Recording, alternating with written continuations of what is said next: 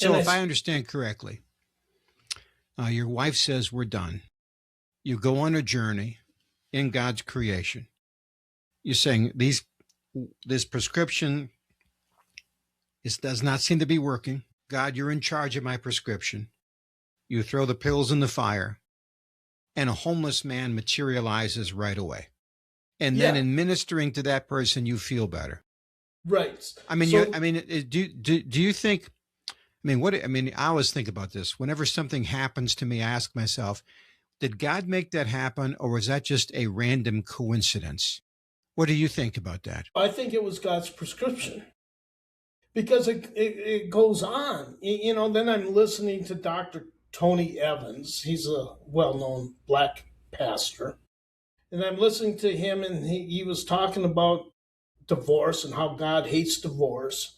I said, I need to get back up to Minnesota and reconcile with the wife. I need to reconcile with my wife and 3 sons. So I'm driving straight through, and I'm down in the Keys. So it's a while. It's a while. And so I'm just taking naps along the way, driving straight through to Minneapolis.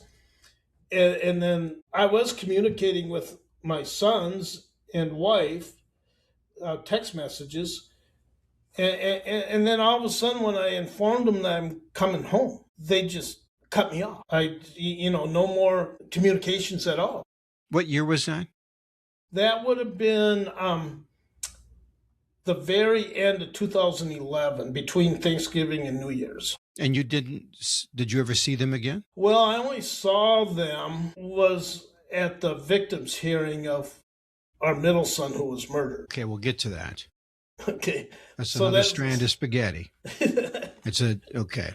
But okay, anyways, so I've been completely shunned and removed from them. So how did you get involved with the homeless in Minneapolis then? Well, so I get up to Minnesota. I says, well, man, I'm homeless. I'm not even going to be able to go back to my own home. I'm not welcome, So I call a brother-in-law, and he lets me sleep on the floor of his basement for a couple nights. And I called another brother-in-law who was in a larger suburban church. My life has always been in the suburbs, right? Except for my military life. And so I was hoping, I'd be able to help an empty nester hang on to their house by doing maintenance and chores and get a reduction in rent that way. And that's what I dreamed of, that'll be fine. I get to help an elderly couple and then I asked him, do you know anybody? And he gave me this, call Steve. And so then I call Steve, and he lives in the city on Glenwood Avenue, a few miles from downtown.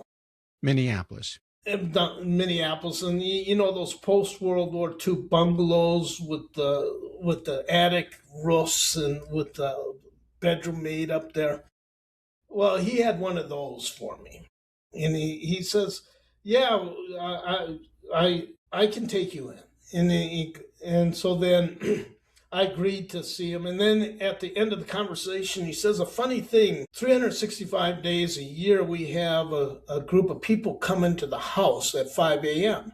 Well, that's strange. What do you do? And he says, well, we make coffee, oatmeal, and grits to bring down to the homeless in Minneapolis. And I go, okay, God, out of all the places you could have put me here in the Twin Cities, you put me in this one house that does this ministry. So then I just said, well, this is my calling. This is why I'm here.